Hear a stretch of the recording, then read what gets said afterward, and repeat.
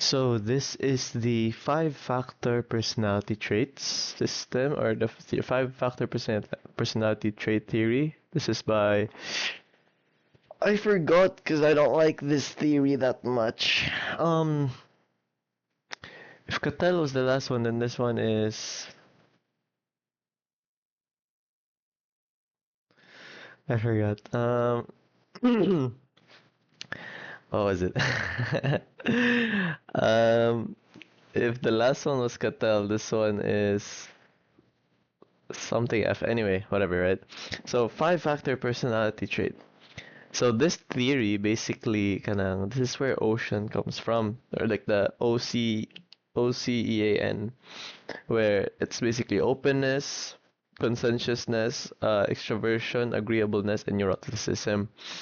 So this the reason I don't like this theory, or in fact I hate this theory, is because of factor analysis, which is this whole very long process of measuring behavior. So similar, this kind of stemmed from the last theory, where the last theory was heavily on math, and this one is as well.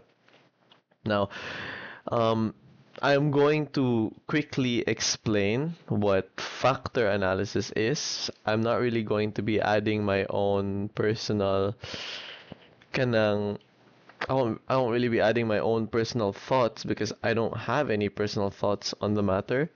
But anyway, I'm gonna try my best and explain it for you. So it first begins with making observations and then making those observations quantifiable. Now, however you do this, I don't know, but that's what you do. You make observations and you make it quantifiable or measurable. Then next is correlation coefficient. So you use correlation coefficient to measure what variables are related to which variables. Next is the calculation, which the calculation will then require a table of intercorrelation. I have no idea what this means, but yeah, that's basically the next step. Intercorrelation, which is the matrix, right? Then we turn to factor analysis. So factor analysis accounts for a large number of variables with a smaller number of basic dimensions. So a large number of variables with a smaller number of basic dimensions. And then these basic dimensions are called traits, or factors that represent a cluster of closely related variables. So correlations correlations of scores with factors are called factor loadings. So factor loadings ang scores that have correlation. And the traits generated could either be unipolar or bipolar.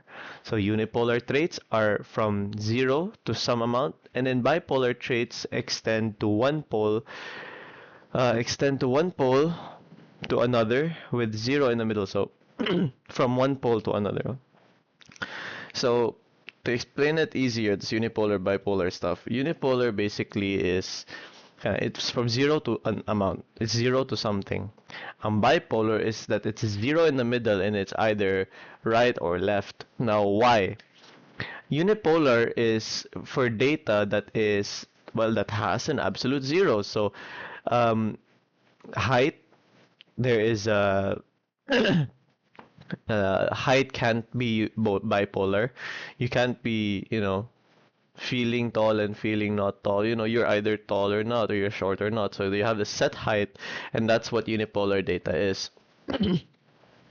And then there's the bipolar traits, which are, for example, like extroversion, where you can measure either you're not extroverted or you are extroverted there, and then there's the middle, right? So that's what unipolar and bipolar data is. And so there are two rotations of a graph. There's orthogonal and oblique. Orthogonal is the 90 degrees one, and the oblique is the not 90 degrees one. Yeah. So that's basically factor analysis. So now let's talk about NeoPi. So NeoPi was a revision of an earlier unpublished personality inventory that measured only 3, since Neo man, Uh, this is neuroticism, extroversion, and openness, and pi meaning personality inventory. So, um, let's see here. So extroversion, openness, and neuroticism. I didn't add neuroticism there. Anyway, oh wait, no, it's at the bottom. Anyway, so after a while, they added agreeableness and conscientiousness, and that's basically where the five-factor personality trait came from. It started out as neopie as a way to kind of just categorize, but then it transformed into the what you know now as yeah. So let's talk about each one. So first one is the neuroticism. So if you are high in neuroticism, you tend to be more anxious. You're more kind of reactive or temperamental. You're kind of self-pitying. You're self-conscious. Unya, you're emotional and vulnerable to stress. Uh, you're more vulnerable to stress-related disorders. Now, when I was in class, ang kanang self-conscious really kanang made me confused. Cause I thought, oh, if you're self-conscious, like it's not that a good thing. Well, self-conscious in a sense nga, you're insecure and you're always assuming that other people are thinking of you in that sense. So yeah, that's neuroticism. And those who score low, so it's a good thing that if it's a good thing if you score a uh, it's a good thing if you score low on neuroticism. And if you score high, then that's basically the symptoms. If you score low on neuroticism, you're usually calm, you're even-tempered, you're self-satisfied, and you're unemotional. Next is extroversion. So extroversion, high scores are usually affectionate, jovial, talkative, they're joiners, they're fun-loving. And then obviously low scorers are reserved, are quiet, they're loners, they're passive, and they lack the ability to express strong emotion. Next is openness. So openness is basically you're generally creative, you're imaginative, you're curious, and you're usually a liberal with a preference of variety. Now, if you're low on openness, this usually means you're conventional, you're down to earth, you're more conservative, and you lack personality usually. And usually it's a bit lacking on personality. Now, agreeableness. Uh, from agreeableness, you're generous, you're yielding, accepting, and good-natured, you're trusting, you're agreeable. Now, if you score low, you're generally suspicious, you're stingy, you're unfriendly, you're irritable, and critical of other people. Now, lastly, we have conscientiousness. Conscientiousness, basically, high scorers are hardworking, conscientious from the word itself, punctual, persevering, and then low scorers tend to be kanang disorganized, negligent, lazy, and aimless, and are likely to give up when a project becomes difficult. So that's the difference of that's conscientiousness. So let's talk about the evolution of the five-factor theory. No? So at first it was just a taxonomy. Taxonomy meaning it was just a way for it to classify traits or to label traits. But then they found a way to turn these building blocks of personality into a stable kind of structural framework, and it gave the field a common ground in language, which was the five-factor trait, which is really good. This was really a step up, or you could say um, a leap in development in the field of psychology, because without this we wouldn't have this common ground of language in which we could communicate and have it stable. So remember, it just started out as a taxonomy to label stuff, but then they found a way to make it into a structural framework, which was very important because it gave a common language to use. So the unit of the five-factor theory, there are three central components, and these include basic tendencies, characteristic adaptations, and self-concept. This is where it gets really I'm not I'm not gonna say it's confusing. It's easier to understand, but it's a lot to grasp. So Let's tackle it. So let's talk about basic tendencies first. Basic tendencies is one of the central components of personality. It is basically who you are biologically, objectively. It includes cognitive abilities, artistic talents, sexual orientation, the psychological process in language acquisition. This is basically who you are as a person.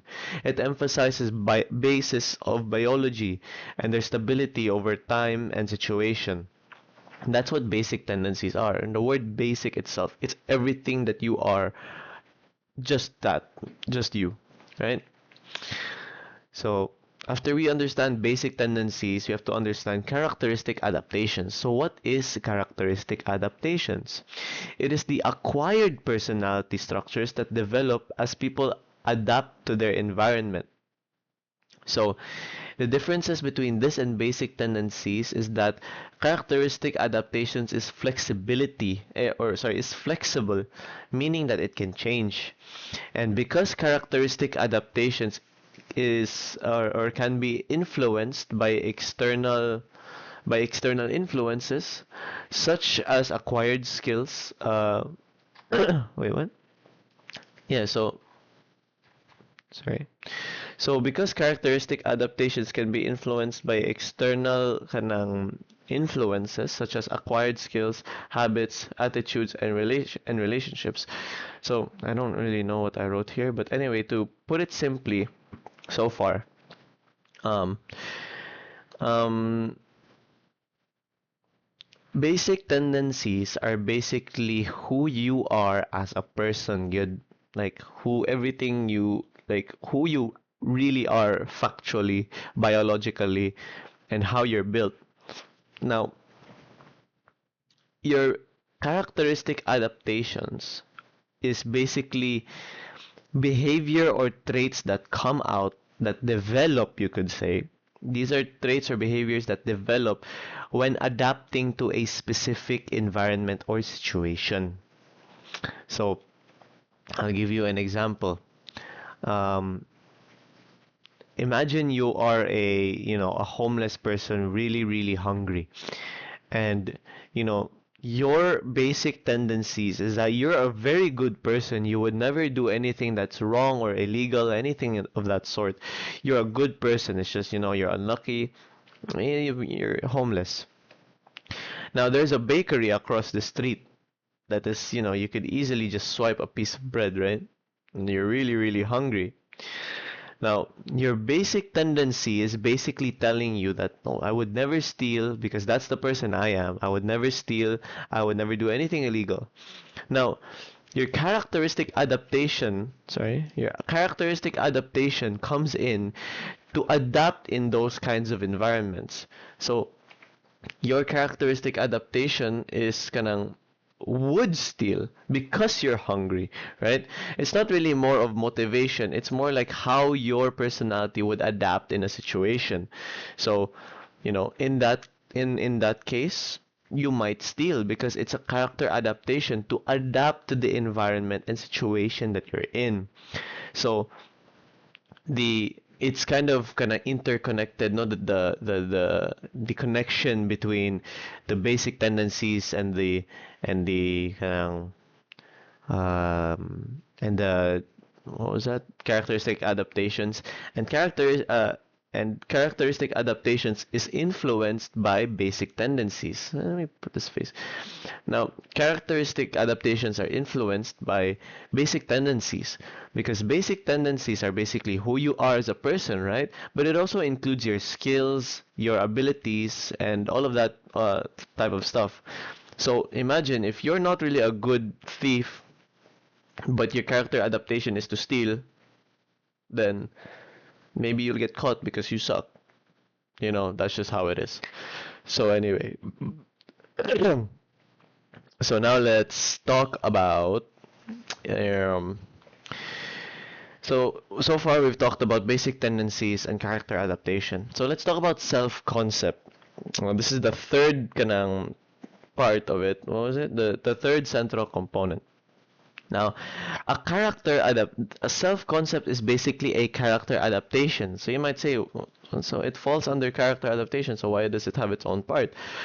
Well, it's important because self-concept consists of the knowledge, views, evaluations of the self, ranging from miscellaneous facts of personal history to the identity that gives a sense of purpose and coherence to life. Now, the beliefs, attitudes, and feelings one has towards oneself are characteristic adaptations in that they influence how one behaves in a given circumstance. So, what does this actually mean? No? Let's use that example earlier with the homeless man and the stealing the bread. So, as we've already kanang established nga, the stealing of bread, or you could say the basic tendency is that he is a good person, and then uh, the character adaptation is that he might have to steal. The difference between character adaptation, or why self-concept is just as important, is because self-concept is basically this whole idea, this idea and kind of concept in the word self-concept that you have built about yourself. So if you say to yourself, if your basic tendency is the fact that you are a good person, you're a good person, you don't like to do anything illegal, but that's just who you are as a person. Like that has nothing to do with really introspection. Your character adaptation in that situation, in that hypothetical situation, is to steal food, to obtain food, to fulfill your hunger. Your self-concept, on the other hand, thinks to itself that, you know, like your self-concept may influence your characteristic adaptation, because let's say, for example, no, if that hypothetical person had built this self-concept which is like a good person, would never steal, would never do anything illegal. If that was his self-concept, then that might that might kind of influence or kind of be in discordance with the character adaptation of trying to steal.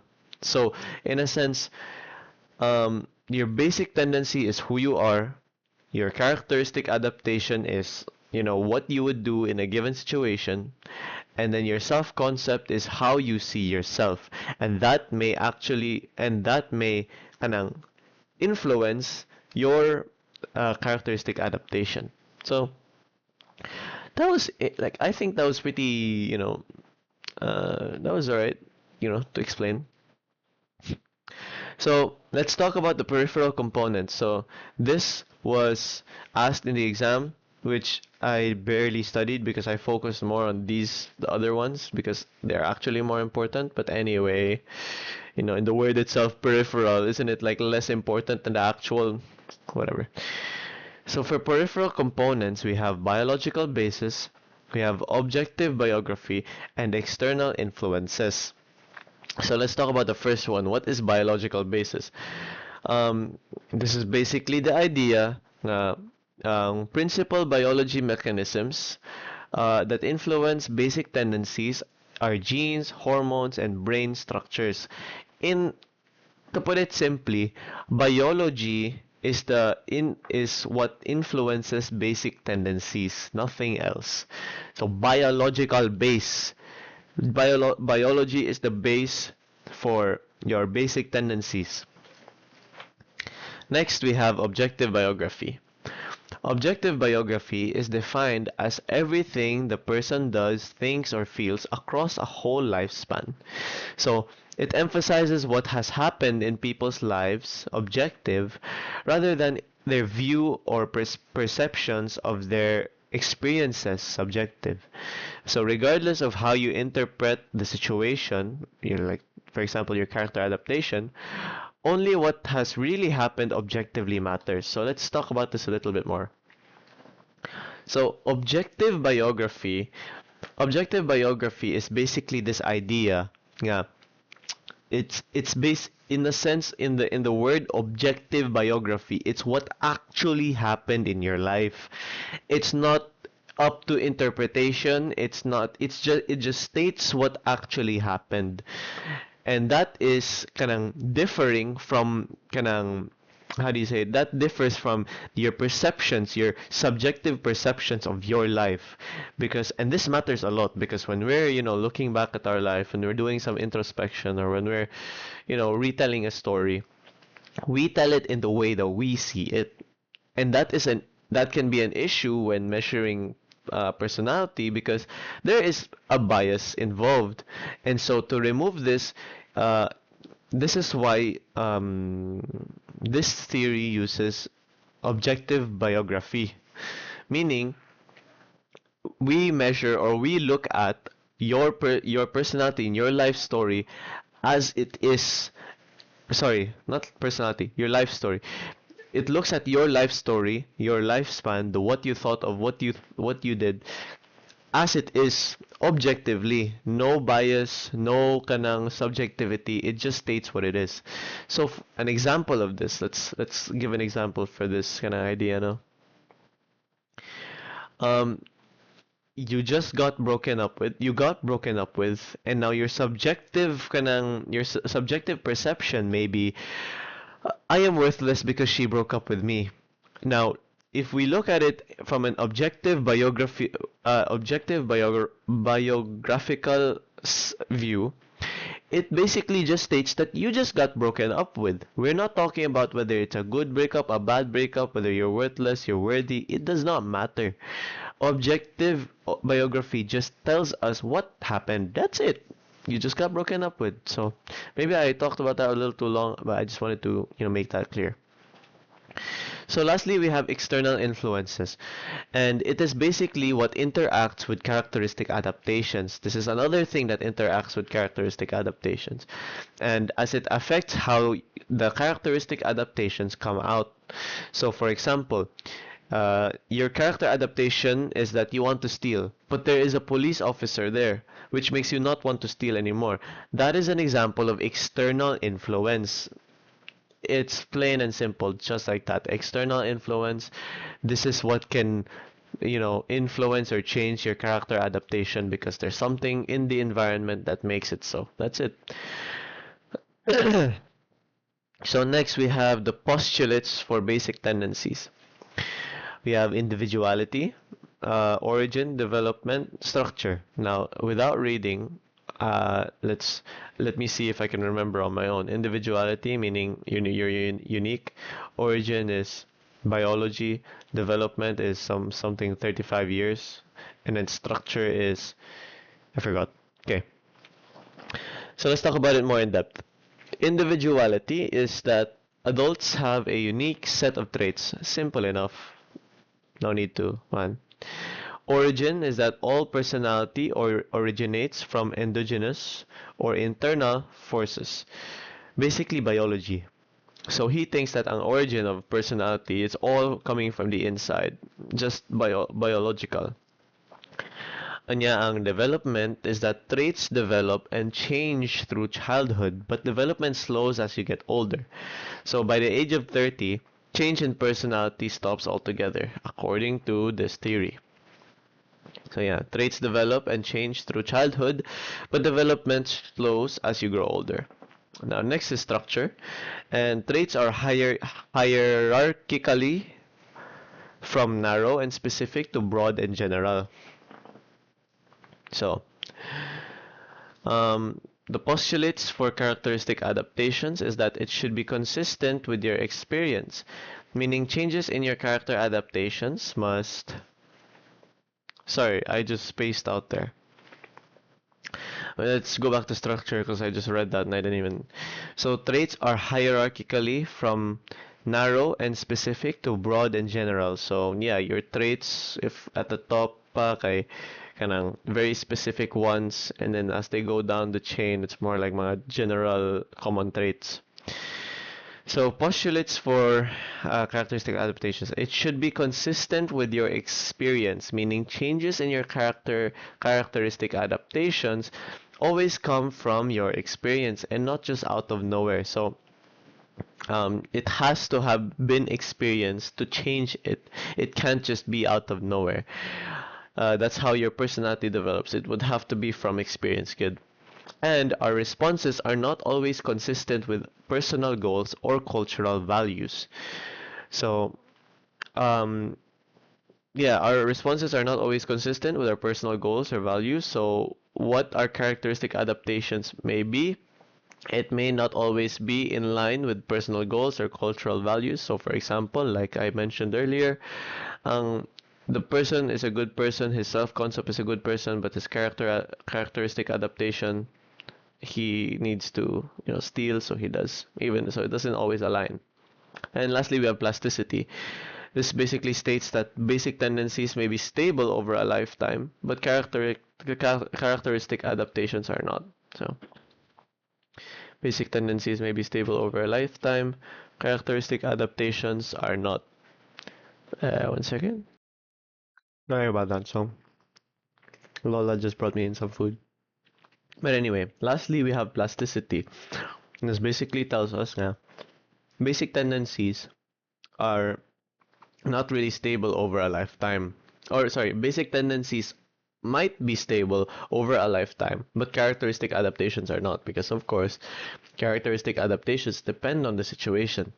And basic tendencies is just who you are. So that's why it may stay stable over a lifetime, but characteristic adaptations are not.